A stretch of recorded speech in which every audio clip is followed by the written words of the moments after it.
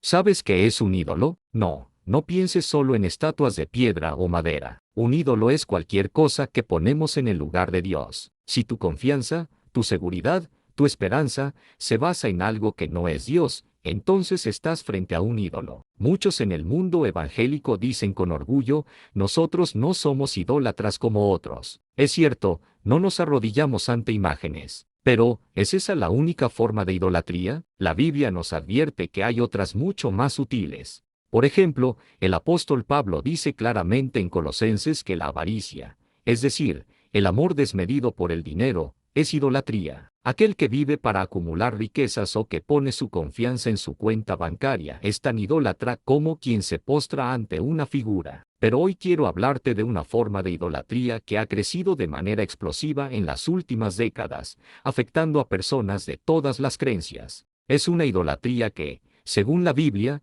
será una característica principal de los últimos tiempos, justo antes del regreso de Cristo. Me refiero al estadismo. ¿Qué es el estadismo? Es la ideología que pone al Estado, al gobierno, en el pedestal que solo le corresponde a Dios. La propaganda ha sido tan constante y tan efectiva que la gran mayoría de la población mundial, sin darse cuenta, se ha convertido en seguidora de esta creencia. Piénsalo, el estadismo nos dice que el Estado es el gran proveedor. Es su responsabilidad cuidar de los pobres, quitándole a los que tienen más. Hace unas décadas, esta idea se identificaba claramente con el comunismo o el marxismo radical. Hoy, es una creencia aceptada por casi todos, incluso por aquellos que se declaran anticomunistas. Pero, ¿qué dice la Biblia? La Biblia es clara. Dios es el proveedor de todos. El Salmo 145 nos recuerda, los ojos de todos esperan en ti, y tú les das su comida a su tiempo. Abres tu mano,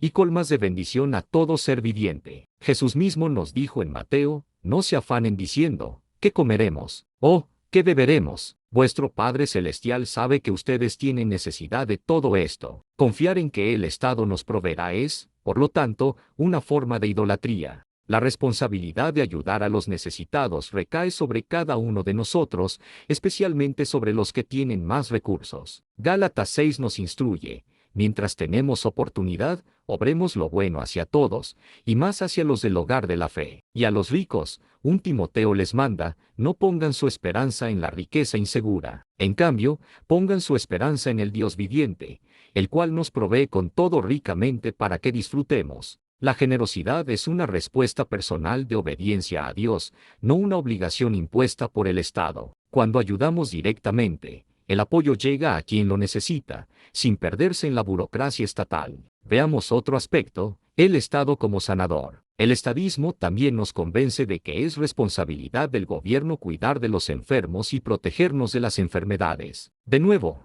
esto es usurpar el lugar de Dios. En Éxodo, Dios se presenta a su pueblo diciendo, yo soy el Señor tu sanador. Mateo nos cuenta cómo Jesús llevó nuestras debilidades y cargó nuestras enfermedades, cumpliendo la profecía de Isaías. Y Santiago nos da una instrucción muy práctica para cuando estamos enfermos, llamar a los ancianos de la iglesia para que oren por nosotros. Ojo, la Biblia no está en contra de la medicina. Al contrario, menciona remedios y tratamientos de forma positiva. La medicina utiliza las propiedades curativas que Dios mismo puso en la naturaleza, pero estos tratamientos son administrados por médicos y expertos en salud en el libre ejercicio de su profesión.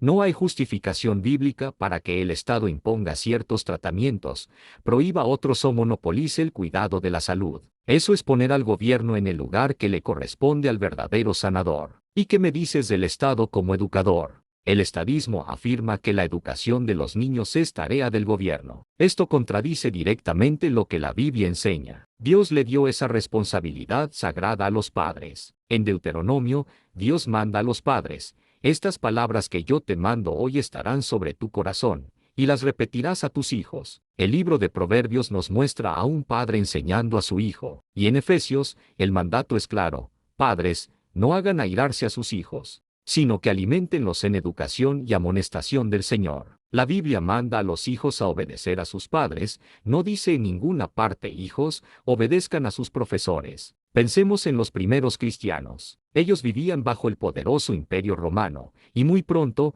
los emperadores comenzaron a perseguirlos y matarlos. ¿Por qué? ¿Acaso por adorar a Cristo? No exactamente. El imperio permitía adorar a muchos dioses. El problema era que los cristianos se negaban a adorar al emperador. Si hubieran añadido al emperador a su lista de dioses, nadie los habría molestado. Pero su convicción era firme: el emperador no es Dios. El Estado no es Dios. El gobierno no tiene derecho a ocupar el lugar de Dios. A los cristianos se les llevaba ante un altar dedicado al César. Solo tenían que quemar un poco de incienso como señal de adoración para quedar libres. Pero se negaron, porque conocían el primer mandamiento: no tendrás otros dioses delante de mí. Hoy en día, muchos cristianos citan Romanos 13 para justificar una obediencia ciega a todo lo que el gobierno manda. Pero ese mismo capítulo aclara el propósito del gobierno. Es un siervo de Dios para alabar lo bueno y castigar lo malo. Su función es administrar justicia según los criterios de Dios.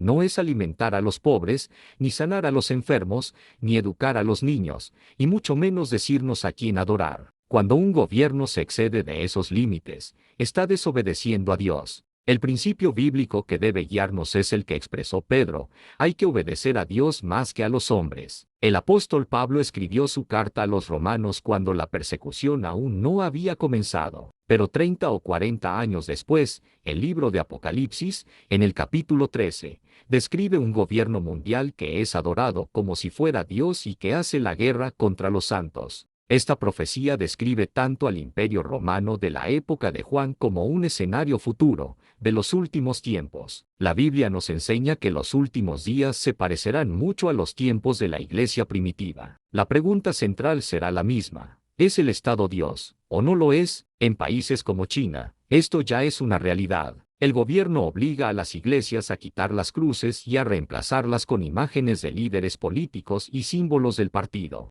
Pronto podríamos ver cosas similares en todo el mundo. Lo más triste es que muchas iglesias, sin saberlo, están preparando a su gente para aceptar la marca de la bestia. Enseñan un sometimiento ciego a la autoridad, sin discernimiento bíblico. Esta es una de las señales más claras de la apostasía de los últimos tiempos, de la que nos advirtió Pablo. En estos tiempos finales, se levantarán mentiras muy poderosas. Y como dice 2 de Tesalonicenses, solo aquellos que aman la verdad podrán resistir el engaño. La pregunta para ti y para mí hoy es: ¿dónde está nuestra lealtad final? ¿En Dios o en el sistema de este mundo? Gracias por acompañarme en esta reflexión. Si este mensaje te ha hecho pensar, compártelo y suscríbete para más contenido como este. Que Dios te bendiga.